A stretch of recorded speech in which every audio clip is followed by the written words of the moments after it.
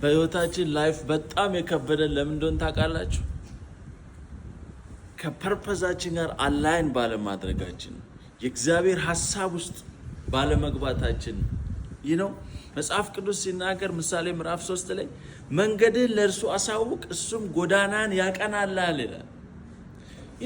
በጣም ብዙዎቻችን ላይፍ ከባድ የሆነብን የራሳችን ሐሳብ ውስጥ ስለምንንቀሳቀስ ነው። የእሱ ሐሳብ ውስጥ አልገባንም፣ አላይን አላደረግንም። ዛሬ ጸሎታችን እንድናስተካክል ፈልጋለሁ።